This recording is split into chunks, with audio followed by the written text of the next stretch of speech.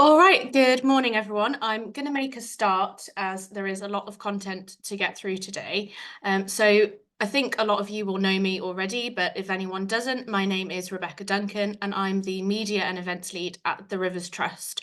I am also very much involved in the CABA National Support Group, which is probably why you've seen me before. So yeah, point of contact for both of those things. I am just going to get my presentation ready to go.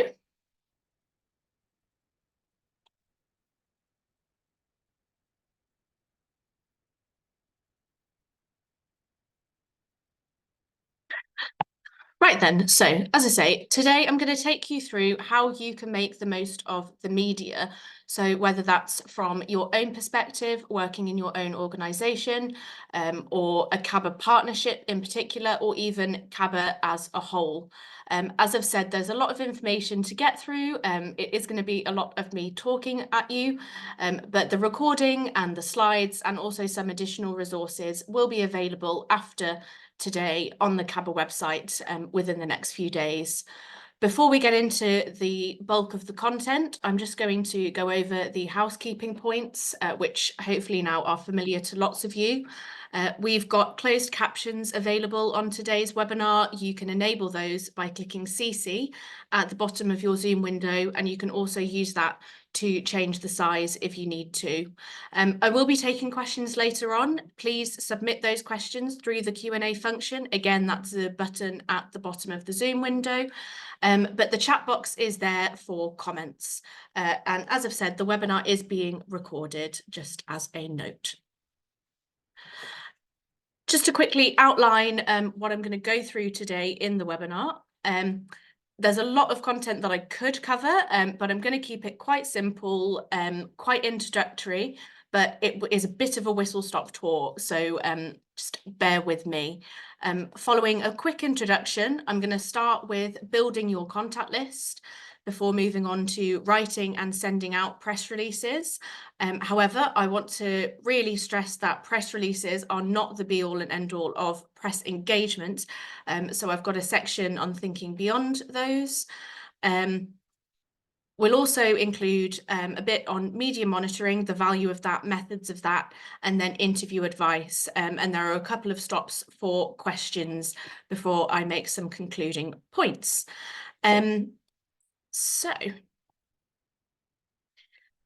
introducing the topic, and hopefully maybe some of you will recognise this tweet. It's one of my favourites. I'd say in the 3.5 years or so that I have been doing media engagement for the Rivers Trust, I think the process of PR has never been better summed up than in this tweet about Ryan Gosling / Ken.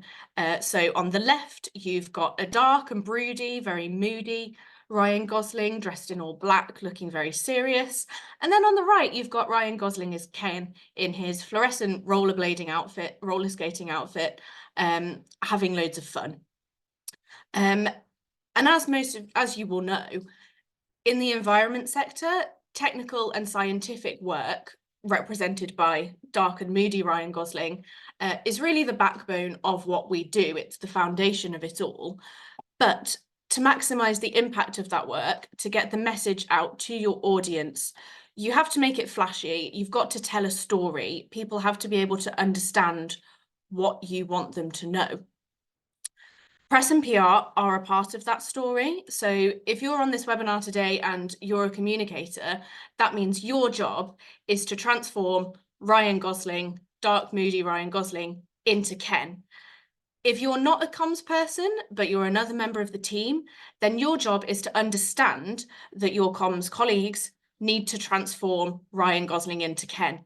And you may need to let go of the original Ryan Gosling a little bit. Essentially, what I'm getting at here is quite a serious point. It's the number one thing to remember about media relations. The audience they should always come first.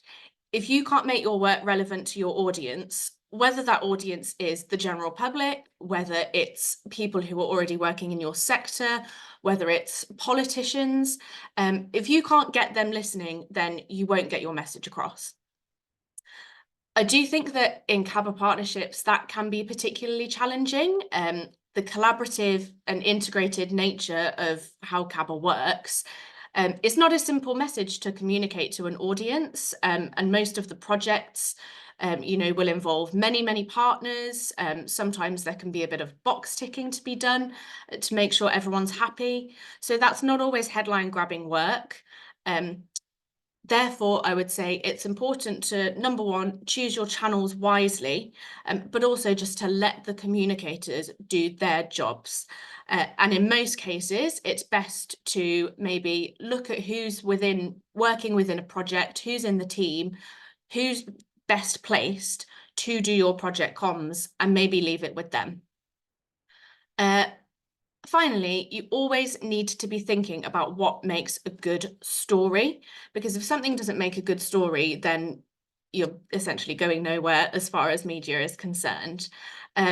So what might seem like a good story internally to us is not necessarily going to translate to the wider public. So you've got to really think about what, choose your moments and think about what you want them to know.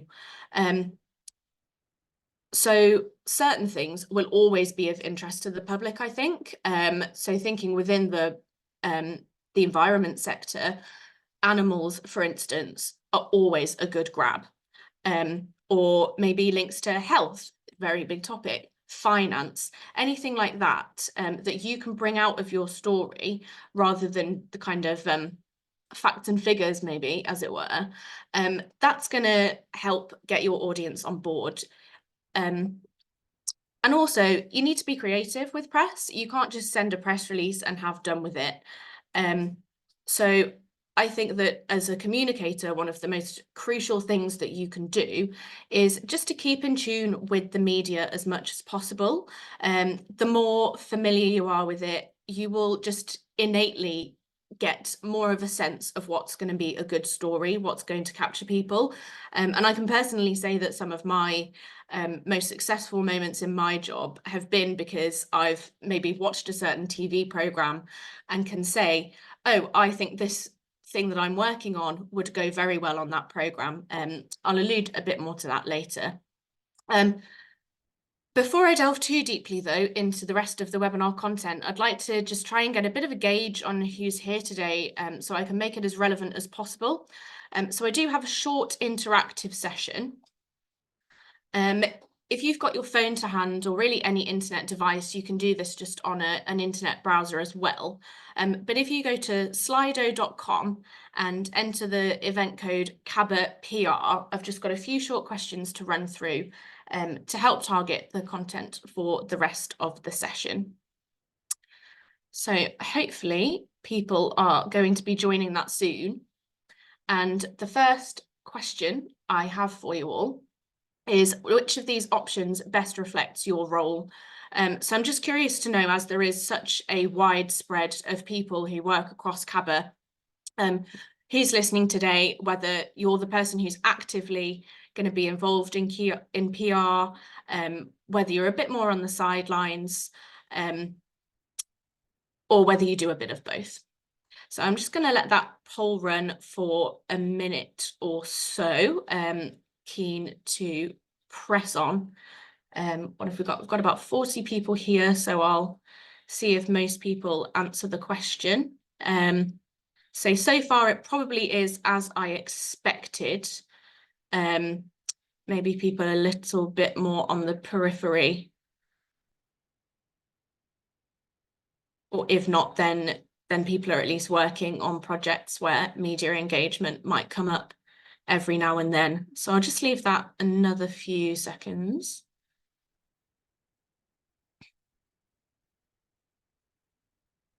And hopefully what I've prepared for the rest of the webinar does fit that sort of level of prior knowledge. Okay, so I'm going to wrap up that question and move on to the next one.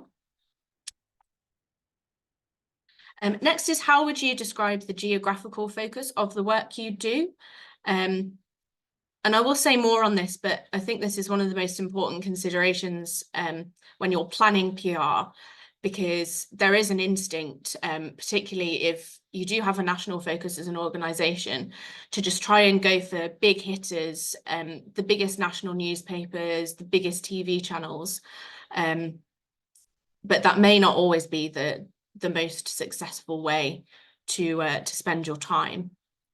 So again, I will wait until most people have responded to that. And yeah, okay, so a big local focus, which I would argue is good news, because it helps, I would say, to have a very specific target area for your work. Right then. I think most people have answered that who are going to. So finally, slightly longer question here. What do you see as the most difficult aspect about engaging with the press? So I'll give a little bit longer for this one. Again, I want to try and make sure that I am answering at least in part these points today. If not in the content that I've prepared already, then I might be able to answer a question about it.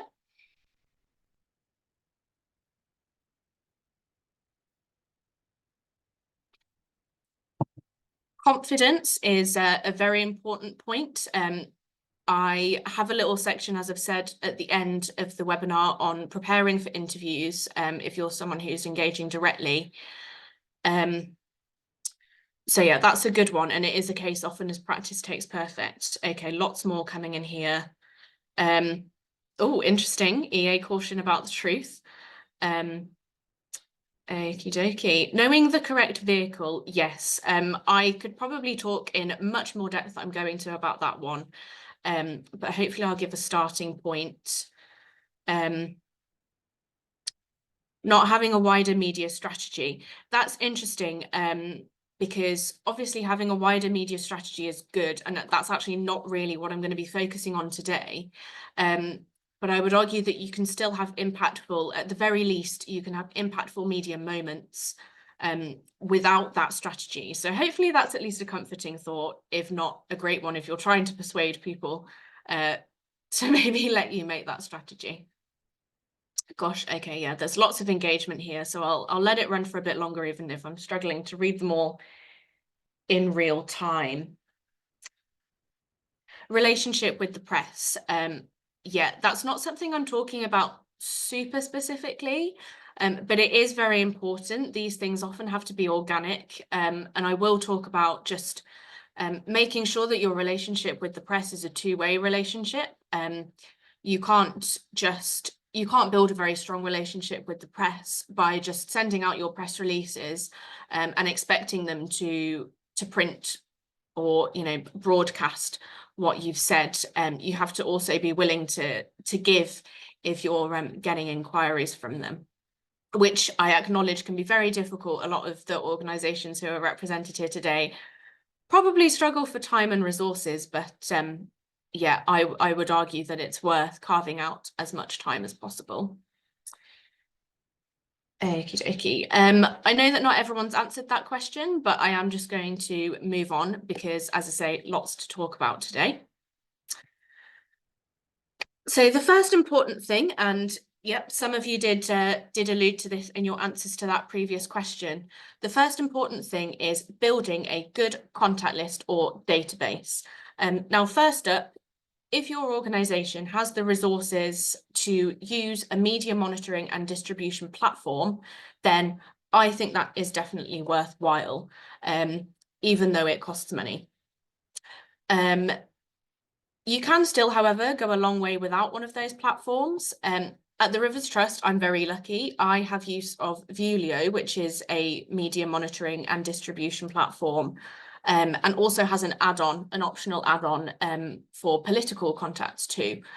So it's a huge resource for us, even though it is an investment. So hopefully you can see the screenshot relatively clearly. If not, you'll be able to look at it in the slides afterwards.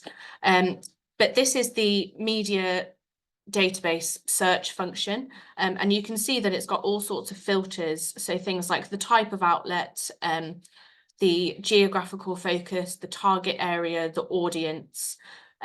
So you can find specialist publications, like the water industry magazine, or you can just look for kind of local newspapers. You could type in a county, you can filter it right down to the level of towns and villages if you want to.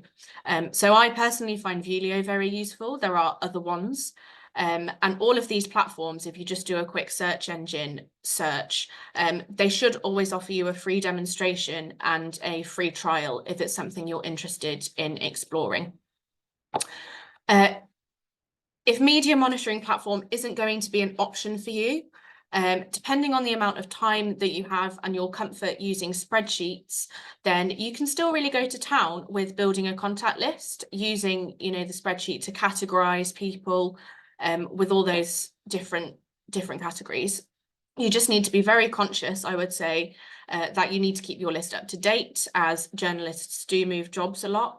And it also needs to be GDPR compliant. So if you've got a spreadsheet and there are contact details on there that aren't publicly available, then at the very least, protect that document with a password. CRM systems, you could also use something like, this is quite a corporate one, but Salesforce, for instance, there are lots of tagging options. So you can always have a section of your CRM system, if there is one, for your media contacts, and then you can track your interactions with them in a vaguely similar way to what a media-specific platform would do. And having as much information as possible about your contacts is so important because it makes it so much easier to target your media outreach. And it comes back to that word of relevant again. You've got to make sure your content is relevant to the journalist or outlet that you're targeting. Number one, to give yourself the best chance possible of getting some coverage, and two, to maintain a strong relationship with that contact. If you're always sending content that your contact is interested in, then you're building your reputation with them as someone who is worth speaking to on a particular topic. And that is where a lot of your press engagement will come from. It's not going to be from you sending out press information. It will be responding to inquiries because, say, a contact at The Guardian, for instance, will come to me and say, well, what's your thought on this river-related issue? And you've got to build that reputation with them. On targeting, for example, on our Vilio platform, I've got geographically focused lists. I've got the regions of England and then Wales, Scotland, the island of Ireland. I have thematic lists as well. I've got one focusing on water industry. I've got agricultural lists, green finance, wildlife, sports, all sorts. And I'm constantly creating new ones. Luckily, that platform makes that very easy. So my next point is on local media, and especially seeing that quite a lot of people have described the focus of their work as local today. I think you can absolutely not underestimate the value of local media. I do quite regularly go on, media and PR training webinars, and the emphasis is still that the vast majority of people still consume their news through local sources. And whilst it is changing, in the past, there would be a lot of like local radio, for instance, that people would go to get their information. These days, it may be more like, I think a big one would be the social media pages of your local newspaper. I live in Manchester and I follow the Manchester Evening News on Facebook, and it's just constantly posting. So that is a big source of information for people, even if you don't think it's necessarily going to be a huge hitter. They're really important. And you can use search engines to find those, and social media as well. Also the BBC News, oh gosh, sorry. Apologies. BBC News website. If you go onto the BBC News section or the BBC Radio section, you can easily search, you filter down locally and find the contacts who are in your region. Incredibly helpful. There's also several major media groups that will own vast amounts of the local newspapers. So things like Global and Reach PLC. If you can go through some of those big hitters, then you're likely to find the outlets that are relevant in your area. Also a word on press association. So if you can get an article into the press association through one contact, there is a heavy chance that that content will go into basically every local newspaper in the country, at least online, if not in print. So maybe if you're very limited on time and resources, as a first port of call, try the press association. And on local media, very generally, there are people who are working in the national newsrooms whose job it will be to search through the local news stories and see what are the best things to cover nationally. We've had several examples here at the Rivers Trust of someone giving an interview to a local radio station, and then it ends up on Radio 2 and Radio 5 Live later that day. So yeah, it can be a route to a wider audience spread as well. I mentioned earlier the importance of keeping up with the media in terms of knowing what a good story will be, but clearly that's also relevant for knowing who your key contacts might be. You can identify, without having to use any kind of software, who a BBC science correspondent is, who's speaking about rivers a lot, who's speaking about, I don't know, river buffers, for instance. All my references are rivers, so I apologize. And thinking outside the traditional media as well, don't just think about the newspapers and news programs. What could be a feature on Country File? What would go well on a podcast as well? So yeah, lots to think about there. I think it's, yeah, hopefully maybe provoking more questions than I have time to cover right now. But those are some key pointers on building a contact list. So next I'll move on to writing press releases. Now, inevitably, this comment will come back to bite me at some point, but I actually think that writing press releases is probably one of the easier aspects of media relations as a job, with the caveat that you need to have a good understanding of your topic. And as I've already said, it needs to be a good story. I do have an English degree, so maybe that's also a factor. It does take a bit of practice to perfect these things. But the point I'm trying to make is that press releases should be incredibly simple documents. Their purpose, their sole purpose, is to persuade a journalist, an editor, whoever's reading it, that their audiences need to hear your story. So once again, audience first, audience first, audience first.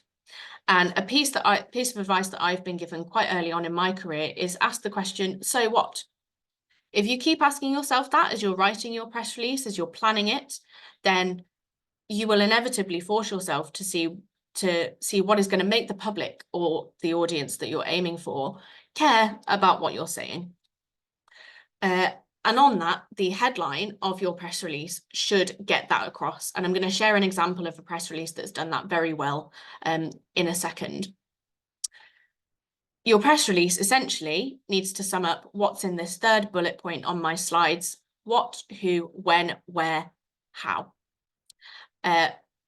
It comes back to quite, primary school, secondary school English lessons, that your press release basically just needs to lay out the basic facts of the story. Any embellishment can come later. In terms of tone, the tone of a press release should generally be professional without being overly formal. So in the communications world, we talk about the intelligent 12-year-old as the target for any press release, i.e., someone who's going to be able to understand your piece on reading it, even if they don't have prior expertise. So things like jargon and acronyms that we are all very much prone to in the environment sector, myself included, they need to be avoided as much as possible. And if you can't avoid using jargon or acronyms in your press release, then you must explain them clearly. Quotes. It's very important, I would say, to use quotes in a press release to bring the story to life. Quotes give the story a human face. And it's a chance to put a slightly more informal tone into the document as well, a more opinionated tone, whereas the body of the press release is just sticking to the factual information. For me, I really like to bring in a quote quite early in the press release. I'll put on my introductory 1 or 2 paragraphs, giving the bare outline of the story, and then I'll bring in a quote there. And also end with a quote can be a very nice technique just to give quite an emotive finality to your document. Moving on to the right-hand column, I think something that can often get overlooked is using a press release to highlight implicitly opportunities for broadcast media. For instance, if there's an event that you can, or something that would be a very good filming opportunity that you can invite people to, or something that would work well on radio, if you can highlight the sensory aspects of your story, sound in particular, thinking about radio. And if you're struggling to do this implicitly, then you can always include a subheading to draw it out in particular with a specific media invitation. That can work really, really well to target broadcast media. In terms of the formatting, just real basics here.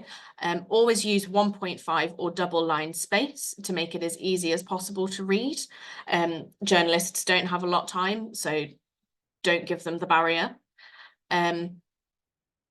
And always try to get the main body of your press release onto one page as far as possible. It is a challenge with lots of things that we work on here, but it's worth doing. Just try and keep it snippy. Another very important point.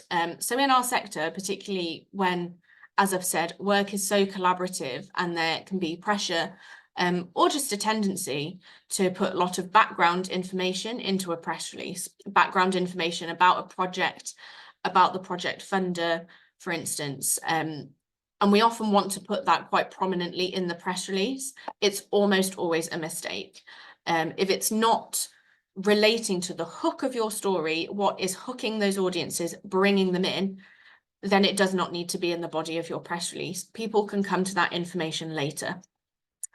Include that information, yes, but have it in a notes to editor section or, background information section, something like that, once people have digested what they really need to digest.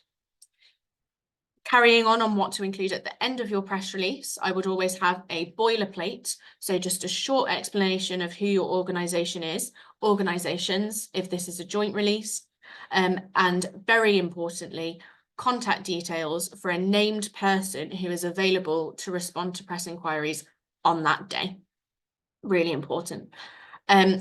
Basically, whenever I attend webinars about press engagement, often the people who are training us are former journalists as well as being PR professionals. Lots of people will work on both sides of it. And the main point that is always made is how stretched people in the media industry are. Talking about print journalists specifically, they often have to write 3 or 4 articles a day. So they do not have time to read through a long press release, and they can't dig for the story themselves. It has to be laid out on a plate for them. We may not always like that, but more often than not, if you're working in PR for an organization, there is an element of doing journalists' job for them. You've just got to make it as easy as possible if you want to succeed in getting your message out there. So moving on to what I think is a really good example of press engagement within the Rivers Trust movement, and also maybe some partner organisations who are represented on the call today. Last summer, Eden Rivers Trust were part of a watervole release up in lovely Cumbria. The story got extensive coverage across major broadcasters, as well as locally and regionally. It was really successful. The article I've picked out here is from ITV News, and I've picked this one in particular because reading this article, can tell that there was a very good press release that led to it being written. I've said several times already that the first consideration in press engagement, or one of them, is figuring out what makes a good story. This is clearly a really good story. It's got animals, as I said, always a hook. They're always going to spark interest. And particularly in this story, water voles are a declining mammal in the country. They're objectively very cute. That always helps. You've got the reputational tourist attraction of the Lake District pulling in. And if you read the full article, there's even a bit of a good old-fashioned hero versus villain narrative as they talk about the American mink being a predator of water voles and a reason for their decline. So there are just loads of elements that make this a story that will have public interest. And that was proven with the amount of coverage that they had. That being said, even with the good story, the press release here has still done its work really well. The headline clearly states what is happening and why the story is important to the public. And it even uses that key statistic that the water vole is Britain's fastest declining mammal as an extra hook. The quotes on the right are also very effective. I've picked out just a few from a fairly long article. But in the first one, talking about how water voles were once widespread, but now they're nearly extinct, that's getting across the importance of the story. In the second one, talking about preparing the new habitats for them. That's, background information about what's actually happening, but put across in a very nice way. And then finally, a direct quote in the article from a volunteer, which is once again just adding human interest to the story as well. That full article is still available to read on ITV News. If you just pop the headline into your search engine, you'll be able to see it, and also lots of other ones on the same story. Sending press releases, I'll try to be quite quick on this as they're more logistical points. First and foremost, always put your press release in the body of an email. Don't attach it as a Word document or, worse still, a PDF. People just need to be able to copy and paste directly from your press release onto whatever outlet they're posting on. Don't put another barrier up, because more often than not, if you see an article in particularly a local paper where they're not very well resourced, it's probably copied directly from a press release. So just make it as easy as possible for people. Also, on attachments, a lot of the media outlets will just have firewall or security settings that will block the attachments anyway. So if you include attachments, it might stop your email from even reaching someone's inbox. If you've got assets that you would normally include as an attachment, I would suggest inserting those with a hyperlink to download. And there are loads of free sites for this online. I personally use WeTransfer a lot. Okay, scheduling ahead. Just one second. Scheduling a press release ahead of time can be an option, particularly if you're using the media distribution software, which makes it very easy to do. For example, if you've been sent something which is embargoed ahead of time and you'd like to respond to it very quickly, as soon as that embargo is lifted, then you can schedule your release accordingly.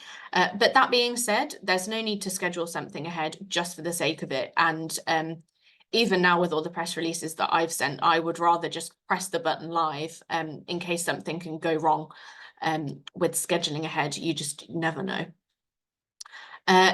If you are sending the press release ahead of time for something, maybe even more in advance than a day or two, say for instance, like in that water vole example, that was probably scheduled ahead. If you're doing that, consider when the most ideal time for journalists or the recipient will be. In my experience, Tuesdays, Wednesdays and Thursdays midweek is good. You've got most people in work and they're not trying to just get back into the week or, ready for the weekend already on a Friday. So maybe not paying as much attention. So yeah, Tuesdays, Wednesdays and Thursdays, good days for sending press releases. And then in terms of the time of day, shortly past the hour is probably the best option, even though there's no one size fits all rule. But the hour, people are often working to deadlines or preparing for news bulletins on the hour. So you want to schedule it just after, maybe when they've returned to their desks or are looking at their emails again. Very quickly on embargoes and exclusives. They can be worthwhile in particular cases, but I would not use them as a default. Exclusives can just be quite limiting. You're not guaranteeing coverage. And with embargoes, you also never know. It's in someone else's hands whether that embargo is going to be respected. So bear that in mind. However, on the right, I have got an example of when an embargo and an exclusive was very effective. So this is an article in iNews from December. It's resulting from a press release that was sent out by Wildlife and Countryside Link with research that was carried out by the Rivers Trust.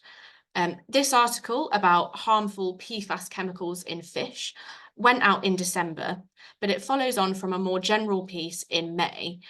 In May, Wildlife and Countryside Link did not put that press release out as an exclusive because it was about this big piece of research, nationally relevant, about general levels of chemical pollution in rivers. This one worked well as a follow-up story because it took a specific angle on that when the interest was already peaked from earlier in the year. And this actually happened because Tom, the writer, reached out to several organisations, including Wildlife and Countryside Link and the Rivers Trust separately, to see what stories we had coming up. So that's a really good example, you know, of if you've got some research on the back burner that's maybe not been too much in the public eye yet, then those are really good opportunities to get them out. Particularly with it being December as well. December is a very good month for getting that kind of story out because there might not be as much happening, say, on the political or wider news agenda. So December can be actually a very ripe time for PR. Now, beyond press releases, this it doesn't look like there's a lot to this slide, but I think it's one of my most important ones because I really, really want to stress to you that press engagement encompasses so much more than just press releases. I don't actually think I send out that many press releases as part of my job. The PR side of my work is just way more than that. And there are many, many situations where a press release is just not the most effective way of engaging your audience with your work, but there are other methods to try. So firstly, press statements. And this is something that I'd say we do a lot at the Rivers Trust.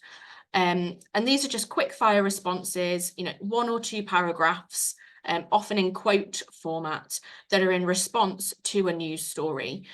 For example, last year, when the water industry issued an apology for sewage pollution and laid out some new measures to tackle it, we issued a press statement in response, and that got picked up quite widely. Press briefings now would be at the other end of the time scale, so usually sent out quite far in advance to planners and producers, news editors. I'll share an example of that in a minute as well. Elevator pitches, this is a good one, again, to have on the back burner.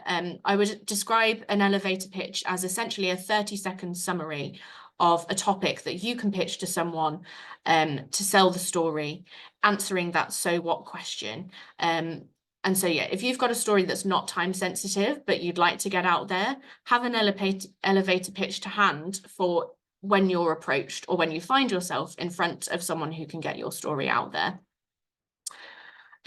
Influencers, slightly different to traditional press activity, but I would align it.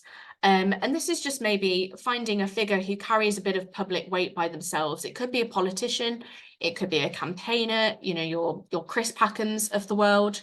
And if you've got a story that you want to get out there and you can make someone like that hear it, it might be that they can share it and shed light on it and gain a lot more traction than maybe you would if you just issued a press release.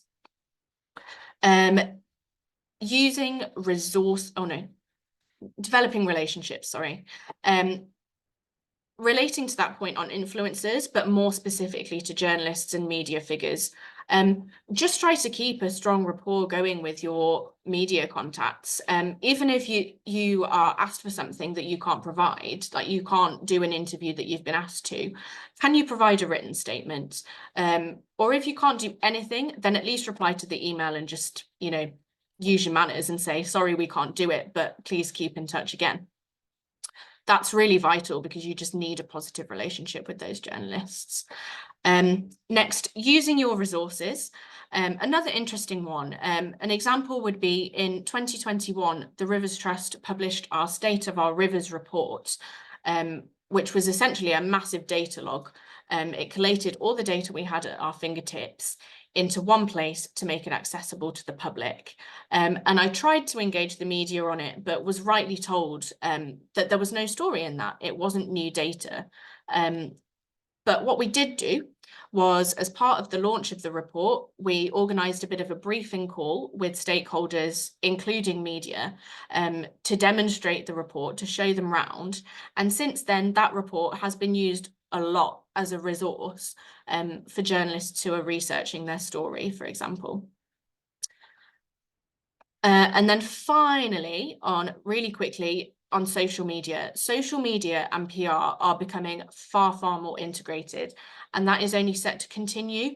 So even if you don't have any PR resources at all, use social media to respond to the stories of the day, and you never know where it will get picked up.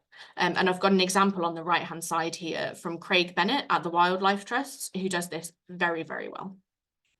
I'll move on quickly because I'm conscious that, unsurprisingly, there's not so much time left. I said I was going to include an example of a press briefing document, and not wishing to blow my own trumpet, but this is one that I did for the Rivers Trust as part of our first ever Big River Watch campaign in September 2023.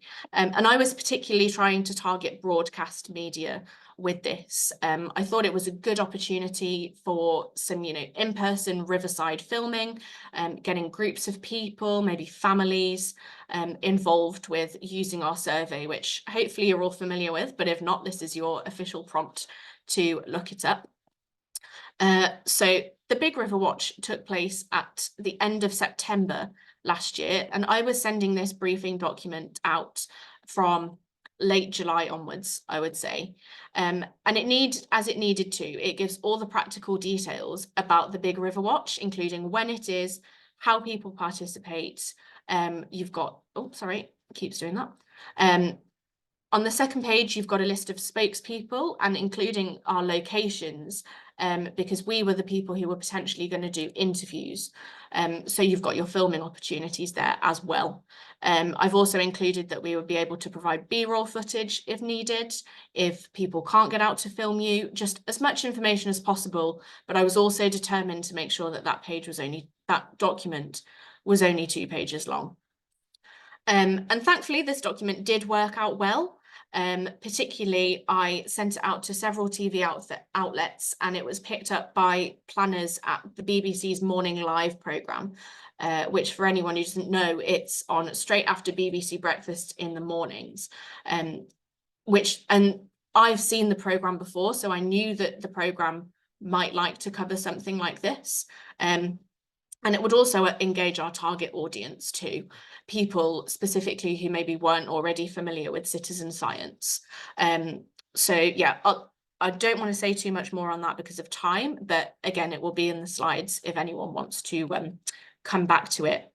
And you're probably all relieved that I'm just going to take a quick pause here to maybe answer some questions. Hopefully I've not blown anyone's heads off with the content so far.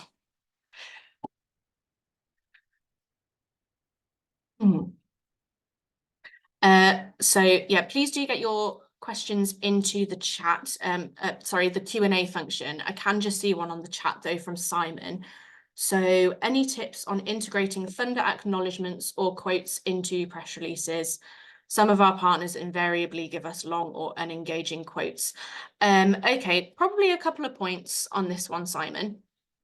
First of all, as I say, funder acknowledgements, background information about the project, I would not include it as much as possible in the main body of your press release, but make it look like you're trying to make it very prominent, if that makes sense. So if you've got a background information or information about that project subheading, then it clearly points to that funder information that's crucial to them, without sort of clogging up the main body of the press release and stopping the recipient from figuring out what your story is.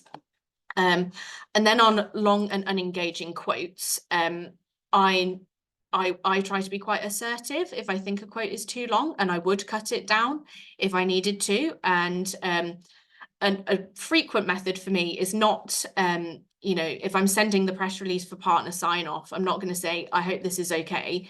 I'll say, this is the version of the press release. Please let me know if you have any urgent issues, and just essentially make it a bit more awkward for people to disagree with you.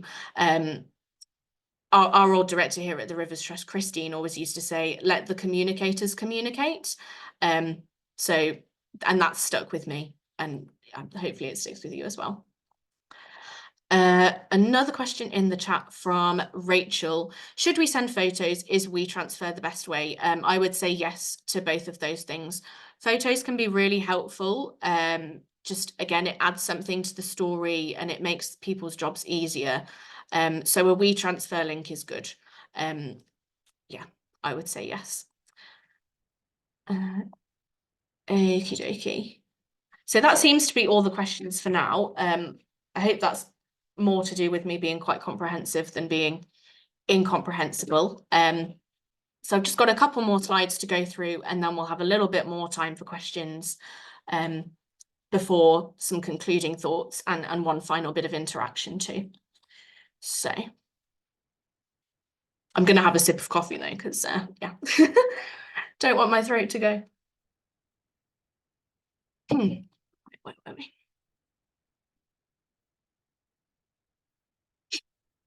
Okie dokie. I want to just make a really quick point about media monitoring, because it is very important, particularly as far as partners and funders are concerned. Having specialist software for this, it would be the same platform as your distribution platform. I won't lie, it does make it so much easier. It's very hard to do too much manually. For the first year or so that I worked at the Rivers Trust, I was doing it manually, and just the difference in insight that we've got since we've used media monitoring platforms is staggering, to be honest. So I would say that if you do have the budget to spend on those monitoring platforms, then I would definitely advise it. But if not, you can still keep tabs on things with Google Alerts, for instance, and then again, a good old-fashioned spreadsheet. And don't forget that qualitative analysis is free. You need to be reading the articles that you see your organization covered in. So on the left, I've just got a quick summary of what you would get with specialist software that you can't really get without it. And that's an accurate reading on your AVE, that's advertising value equivalency for anyone not familiar. The potential reach of your article, that is a bit of a spurious figure, but at least if you're using a reputable media monitoring company, it's kind of accepted within the industry standards. These platforms will also have kind of pre-generated analytics and charts for you. I'm happy to share examples if anyone wants to get in touch with me directly to see more on that. And again, you just know that these figures are going to be more accurate than what you could get manually.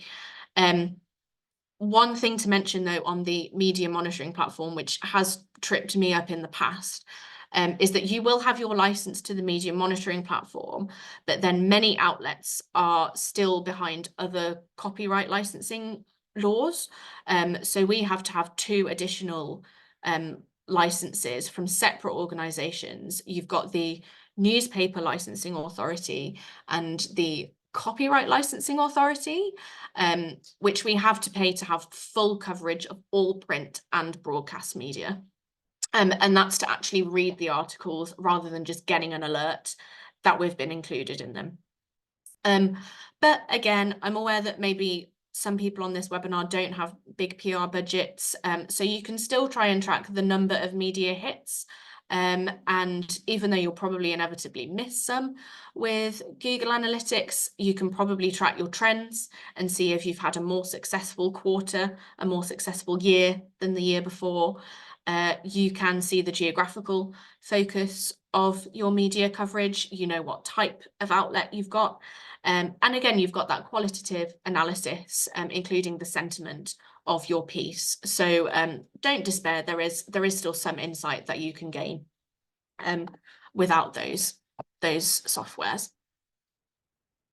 Finally, advice for interviews, and I did see this come up as a challenge earlier on, so I'll try and speed through it quickly, but I feel like there may be follow-up sessions potentially on interviews more specifically. First things first, choose the right spokesperson for the outlet. If you've got someone who's more naturally prone to debating, maybe they're a better person to put onto the, I don't know, the Radio 4 Today programme than someone who is just maybe a bit more of a technical specialist and can get across the facts really well. Another example, we have had approaches from Newsround before, the children's news programme. So we put Ali forward, who has a great rapport with kids. He's got a background in teaching and education, and he's just really engaging. However, I wouldn't necessarily put him forward for an interview with the Financial Times. That would be someone different in our team. So those personalities do matter. And if you're the one who's coordinating PR in your organisation, I'd say it's a very important part of your job to help influence those decisions of who's put forward for what. Next, preparation is key. And for me, that is the biggest factor in confidence. You need to know your topic well enough, even if you know that you're not going to get across all of the information within a short interview, which is often, you know, less than a minute long. So make sure that you've got 3 key points. 3 is definitely my magic number. 3 key points memorized, ready to repeat, and then treat the interview like a stepping stone to get to where you need to be. Practice, and yet the other key part of confidence, practice is crucial. You could maybe start by practicing or just talking through the topic informally with a colleague, but then afterwards, maybe if you can, try and practice with a friend or a family member who doesn't know the topic as well as anyone in your organisation, so you can test and make sure that you're getting your message across to them. And then during the interview itself, I think maybe for interviews, the best advice I've ever heard is to remember that you are not speaking to the person who's interviewing you. You are speaking through them to your target audience. And once you frame it that way, I think it just becomes mentally a very different approach. And for me, that really helps. I said already, treat the interview as a series of stepping stones. For us, that's a nice river image. But those stepping stones are getting you where you need to be, making the key points so that you get your overall message across. Next up, remind people who you are. If you're tuning into a radio station for a few minutes, for example, you might hear someone interviewed and think, oh, they're speaking very well. Who's this? So as the interviewee, you can make that really easy and say, at the Rivers Trust, and highlight an example of your work. And then you've killed 2 birds with 1 stone because you've got your name in there and you've also promoted your work. Hopefully that's clear. Difficult questions. It's hard to summarize how to work with those very quickly. But for me, it's all part of the preparation. Knowing the topic well, knowing your organization's approach to something and having confidence in that is the best way to deal with difficult questions. But if that's not going to work, then there are ways of sidelining the question. Say, oh, well, I'll leave that topic to someone else, or it's not up to me to comment on such and such, and go from there. Go back, return to your key messages. If you feel like you've not answered the question, clearly that's not ideal, but people do it all the time. So it's just one of those PR things that you have to deal with. Finally, say no if there's nothing to gain. If you think that you've been invited to an appearance in the media that will just be completely unproductive, maybe it will be too combative, maybe it's speaking on quite a controversial that you'd just rather not wade into, just say no. I won't name names here, but I've definitely received invitations at the Rivers Trust from media outlets, and we've just not felt that the conversation would achieve anything for us, that it would be constructive in any way. So we've politely declined. Okay, so that's all on interviews. I am going to move on.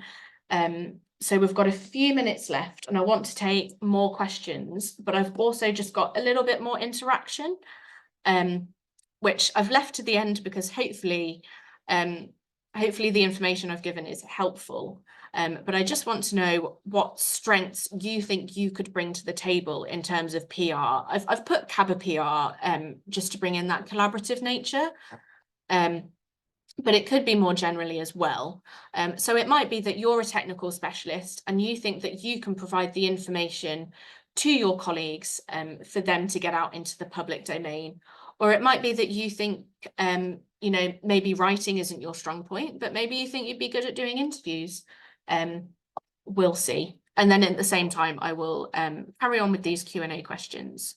So at Ribble Rivers Trust, I quite often write the quotes for people. Everyone is busy and most of the time they appreciate not having to create something themselves. Very worthwhile comment. I do the same, particularly if it's, you know, your director, for instance, and they're super busy. Then yes, drafting a quote for them can be good. And also if you're the comms person, you know what quotes work as well. So absolutely. Another question from Rachel. What is your advice if your organization rewrites your content and in my opinion makes it more boring? Yeah, there's always a bit of give and take. I think experience and practice are a big part of it. I think the longer I've been doing it, I feel more confidence in my ability to say, you know, I think this is the best press release, but also just having the information to back up what you're saying. And maybe some of the handouts that I'll share after today will be helpful in this, because I've got, say, a guide on writing press releases that I've used, that I was given a few years ago. If you can say, you know, this is what people who work in PR think is the most interesting content, then that at least helps you to make your argument. But also if it goes back and forth so many times and the press release is your responsibility, you may just have to cut your losses. You may not always send one that you're 100% happy with, but then track it and see how successful it is. Ricky Lee, yes, I will share that guide to writing press releases for sure. So I'll see if any more questions come in. What time are we on? Oh, 2 minutes to go. So I'll quickly reflect on some of these strengths that you're bringing in. Oh, a photographer, that's a great one. Including pictures with the story, absolutely. And also with the strength of DMA, with the strength of phone cameras these days, it really is easy to take photos that are good enough to put out there for news. What else? Sharing content to wider audiences, understanding of the issues, absolutely. Clearly that's, you can't go anywhere if you don't know what your subject is in the first place. Okay, thank you very much for your responses there. I don't want to keep anyone, I don't want to force you to listen to me for any longer than is necessary, so I'll just move on to conclusions. But please do bear those strengths in mind. You know, mindset is almost everything. If you can approach PR as something fun to do, as an opportunity, rather than a challenge, rather than thinking that you'll be in an interview and the journalist's going to try and trip you up. If you approach it in a positive way, then you're probably going to be more successful. So don't forget your strengths. Okay, really quick concluding thoughts from me. There's been a lot of content to absorb today. So yeah, I hope it's been helpful. But just to reiterate my key points, audience first, always. Think about your message. Who do you want to get it out to? Who is going to be receptive to it? They are the key consideration. Your partners and funders are not the audiences for your press releases. And you have to remember that. Secondly, don't be afraid to try different methods. So if maybe you're even drafting a press release and you it's just not working and you don't think it's going to capture people, maybe the press release isn't the best option in that case. Maybe it's better to write a quick elevator pitch email to a more specialist publication and try and get them on board that way, and then invite them to have a phone call, for instance. There's so many different things that you can do, and it takes a lot of trial and error and a lot of practice to get it right, and you're never going to get it right all the time. Thirdly, just to reiterate about immersing yourself in the media, just the more you know, the better prepared you'll be for seizing the right opportunities. But then finally, I really want to make the important point to look after yourself, because if you are immersing yourself in the media, and particularly social media as well, you know, mentally, it can be very draining. I know me personally, a couple of years ago, I spent an entire summer thinking about drought and climate change and the horrible effect it was having on our landscape. And it was hard mentally. So if you need to take a step back, you know, talk to your colleagues, take some time to just reset and distance yourself when necessary. That is a challenge of working in PR. And it's something that you absolutely have to prioritize, is your own mental health. So on that, I'll just quickly answer that last question. I hope you are thinking of using some of the people here for examples of site-specific issues. Absolutely. I'm going to be looking through all the interactions that we've had throughout the course of this webinar, to see, you know, if there's any opportunities there, and also maybe like consider where we go from here in terms of helping those in the CABA community to strengthen their media engagements. So thank you for that question, Rob. And we'll tie it up there, just 2 minutes past the hour. Just want to say a quick thank you to Matthew, my colleague, who's been behind the scenes, making sure that this hasn't been a disaster as I've been presenting. And thank you all for attending. Feel free to get back in touch with me directly if you've got any questions, and keep an eye out for the CABA newsletter next week, which will include the recording and all the associated resources. And have a lovely rest of your Tuesday. Bye for now.